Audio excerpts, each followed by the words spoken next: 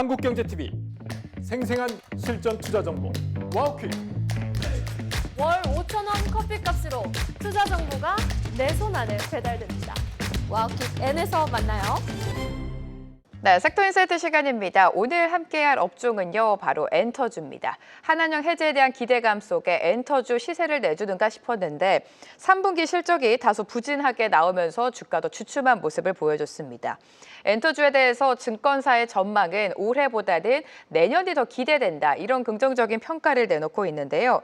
중국뿐만이 아니라 또 어떤 모멘텀을 가지고 있는지 엔터주에 대한 전략 세워보도록 하겠습니다. 이현지 유진투자증권 연구원 모셨습니다. 어서 오세요. 반갑습니다. 안녕하세요. 네, 한중 정상회담 이후 한한령 해제에 대한 기대감 속에 엔터주가 좀 시세를 내주는가 싶었습니다. 사실 연구원님과도 여러 번 이야기를 나눴습니다만 한한령 해제에 대한 기대감은 있지만 실질적으로 끝나는지는 좀 지켜봐야 되는 것 같았어요. 어떻게 보셨습니까? 여전히 그 의견은 변함이 없습니다. 사실 뭐 중국이라는 시장이 굉장히 중요한 시장은 맞습니다. 그래서 중국 관련 내용이 나올 때마다 주가가 계속 오르고 빠지고 등락을 반복하는 그런 모습을 보였는데, 지금 상황에서 그러면 한한령 해제라고 하는 이슈가 엔터에 중요하지 않은 거냐, 해소가 됐냐, 그건 아닙니다만, 사실 지금 상황에서는 이제 중국이라는 시장보다는 조금 더 현실적으로 돈을 벌어들일 수 있는, 예를 들어 뭐 북미라든지 서구권, 이런 다른 시장으로 조금 눈을 돌릴 필요가 있다, 이렇게 보고 있습니다. 네, 중국도 물론 중요하지만 서부권으로 이제 시선을 좀 돌려야 된다라고 언급을 해주셨습니다. 엔터 4사의 3분기 실적 좀 간략하게 짚어봐야 될 것 같은데 3분기 실적이 그렇게 좋지는 못했어요. 그 이유는 무엇일까요? 뭐 하나로 꼽자면 MD들이 다 좀 판매가 부진했습니다. 기대보다 MD 판매가 부진했다. 맞습니다. 네.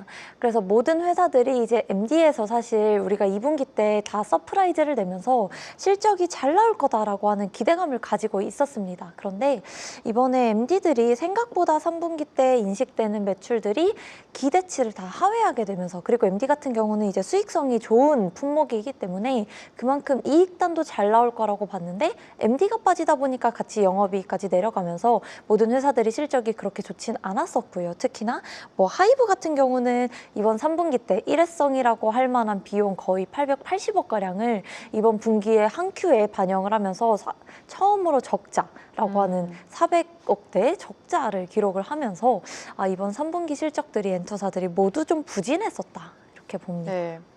3분기 실적이 부진했고 그 이유는 MD 매출이 생각보다 잘 나오지 않았다라고 꼽아주셨는데 SAMG 엔터도 잠깐 살펴보도록 하겠습니다. 이 종목에 대해서도 저희가 분석을 많이 도와드렸는데 또 한 번 영업 손실을 기록을 했습니다. 하지만 손실폭은 대폭 축소됐다라는 평가가 나오는데 4분기는 우리가 기대해도 되는 겁니까? 4분기는 정말 옵니다. 근데 사실 이제 네. 3분기가 실적이 안 좋다라고 하는 거는 이제 여기도 마찬가지로 이제 3분기 때 적자가 났었거든요.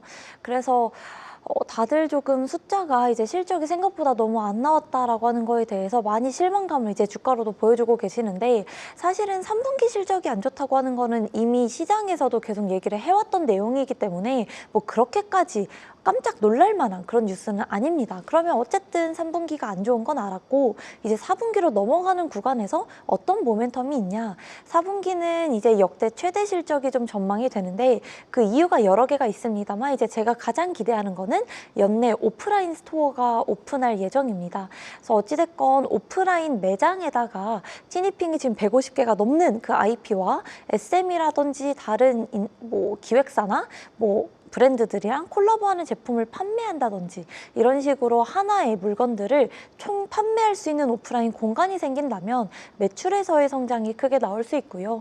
결국은 우리가 뭐 팜마트나 산리오 같은 이제 글로벌 IP 회사들을 좋아했었던 이유도 외형 성장이 너무 가파르게 나오기 때문에 거기에 우리가 리레이팅을 줬던 네. 포인트가 있거든요. 마찬가지로 4분기 때 뭐 지금 새로운 시즌도 방영하고 있고요. 이래저래 모멘텀들이 좀 많이 남아있는 상황이라서 기대해 볼 만한 내용이 많다. 네, SMG 엔터 4분기에는 그래도 호실적이 기대된다라고 언급해 주셨고요.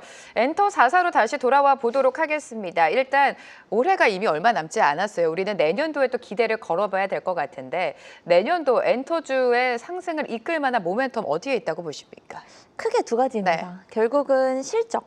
그리고 두 번째는 리레이팅할 포인트, 그게 북미입니다. 북미. 그래서 이제 그래서 이제 두 가지를 나눠서 말씀드리면 첫 번째 실적이겠죠. 실적이 잘 나오려면 당연히 메가 IP, 이제 각 기획사마다 우리가 그 빅 IP라고 하는 분들의 실적, 공연들이 많이 이어져야 됩니다. 그런데 내년 봄 이후로 이제 방탄소년단의 월드 투어가 또 예정이 돼 있는 만큼 하이브를 또 많이 기대를 하고 계시고, 사실 올해 7월부터 계속 이어지고 있는 뭐 블랙핑크의 월드 투어라든지 혹은 트와이스의 월드 투어가 내년 1분기 그리고 2분기까지도 계속 이어질 예정입니다. 그렇기 때문에 첫 번째 실적 측면에서는 이제 메가 IP들의 공연이 계속 내년까지 이어진다라는 측면이 포인트겠고, 두 번째는 이제 실적은 좋은데 멀티플을 상향해 줄 만한 요인이 뭐냐? 중국도 중요하지만 저는 북미 시장에서 얼마나 돈을 많이 벌어들일 수 있는지, 이 실적은 사실 이번 블랙핑크 공연에서도 이미 어느 정도 좀 알았는데요.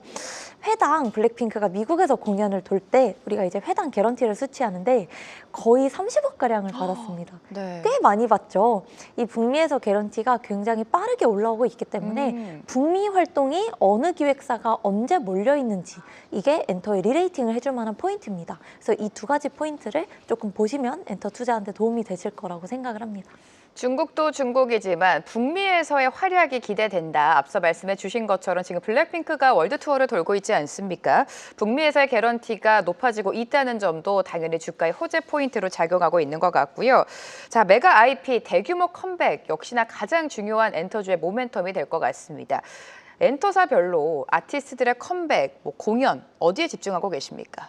맞아요. 그래서 이제 이게 중요한 거죠. 그래서 보면은 지금 계속 메가 IP라고 말씀을 드렸는데 뭐 올해 남은 4분기부터 보면은 사실 올해 4분기 내년 1, 2분기까지는 각 기획사들마다 엔터사들의 주요 아티스트들이 활동을 합니다. 뭐 예를 들어 블랙핑크 같은 경우는 내년 1분기까지는 공식적으로 월드 투어가 정해져 있고요. 2분기에는 뭐 앵콜이라든지 이런 새로운 투어를 기대해 볼 만한 예정이 좀 잡혀 있고, 트와이스 같은 경우도 내년 2분기까지 지금 70회 이상의 대규모 월드 투어가 이어질 예정이고요. 또 내년 1분기 지나서 이제 봄 지나면서부터는 또 방탄소년단의 월드 투어도 예정이 되어 있기 때문에 각 기획사들마다 뭐 SM 같은 경우는 지금 이렇게 제가 말씀을 드리지 않았지만 다양한 아티스트들의 월드 투어가 또 내년에 계속 이어질 예정이기 때문에 엔터사들마다 내년에 아티스트들의 일정이 계속 이어지고 있습니다. 네, 팬층을 확보하고 있는 굵직굵직한 아티스트의 공연이 내년도에 줄줄이 예정되어 있다라고 언급해 주셨는데, 그렇다면 연구원님의 최선호주도 여쭤봐야 될 것 같아요. 지금 일단 시장은 가장 큰 기대를 걸고 있는 게 BTS의 완전체 컴백이 아닐까라는 생각이 들거든요. 맞습니다. 네. 그래서 제가 말씀드렸던 실적, 그리고 북미, 이 모두가 만족되는 회사가 저는 하이브라고 생각을 하기 때문에, 그래서 지금은 하이브를 엔터 중에 가장 선호합니다.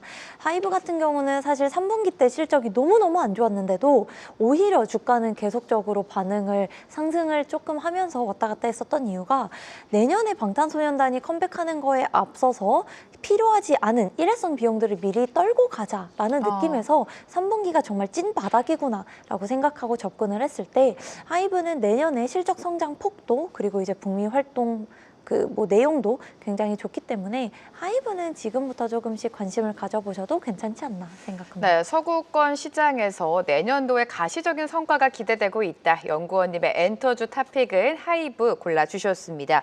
자, 레저 관련 업종도 보도록 하겠습니다. 최근 시장에서 여행이라든지 카지노 관련주가 부각을 받고 있습니다. 그 이유는 중국과 일본 간의 갈등이 심화가 되면서 국내 기업들이 반사 이익을 받을 수 있을 것이다. 그 기대감 속에 시세를 내줬는데, 지금 카지노 관련해서 외국인들의 입국 현황과 함께 이 갈등이 언제까지 이어질 것이라고 보십니까?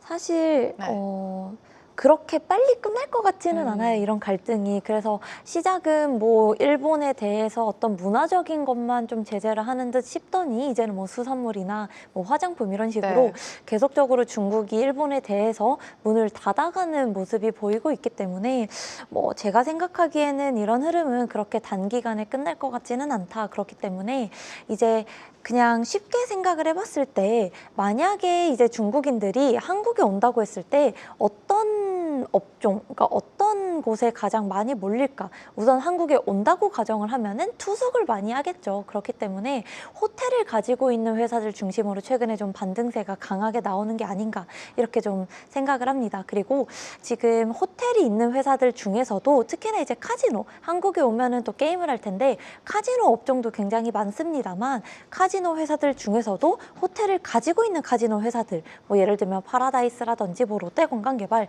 이런 회사들이 유독 튀는 이유가 머물면서 게임도 할 수 있는 이 동시에 수혜를 같이 누릴 수 있기 때문에 그래서 레저 같은 경우는 최근에는 물론 실적도 좋습니다만 이런 외부적인 요인들에 의해서 조금 더 주가의 상승폭이 가파르게 나타난다 이렇게 좀 보고 있습니다.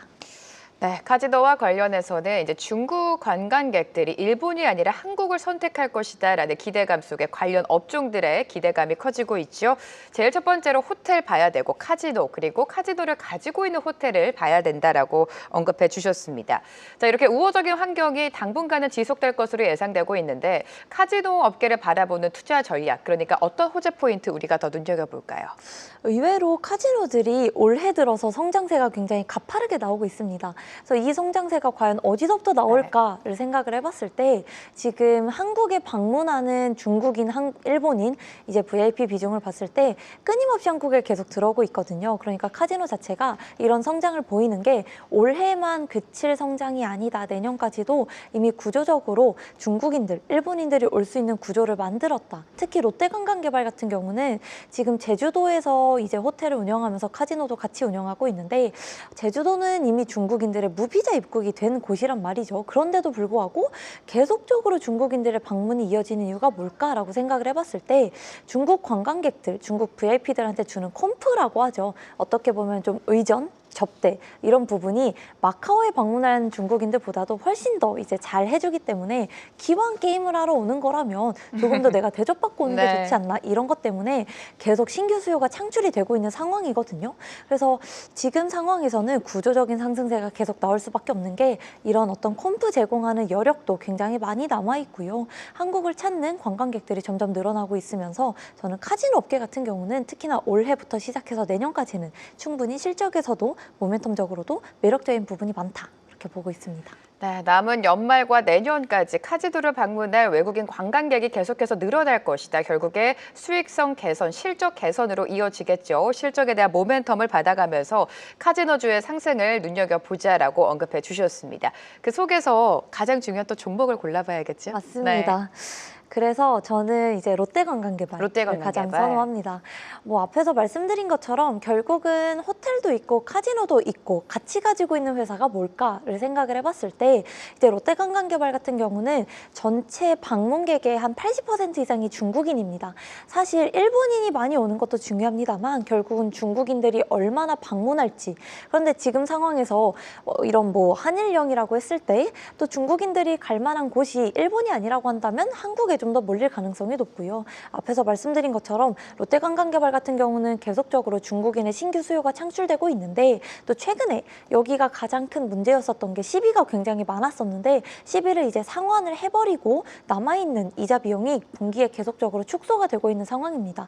그래서 이제 업황 측면에서도 이제 꾸준히 신규 수요가 창출된다는 점 그리고 순이익단에서도 분기 이자 비용이 계속적으로 줄어가면서 이제 올해 2분기를 기점으로 분기에 순이익 턴어라운드가 확실하게 개선이 된다. 이런 측면에서 봤을 때 롯데관광개발 레저에서 탑픽 추천드립니다.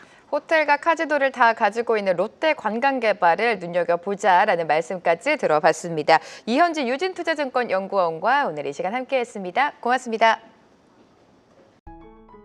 계속해서 다양한 경제 이슈를 알고 싶다면 구독과 좋아요, 알림 설정 부탁드립니다. AI 캐스터 권미정이었습니다.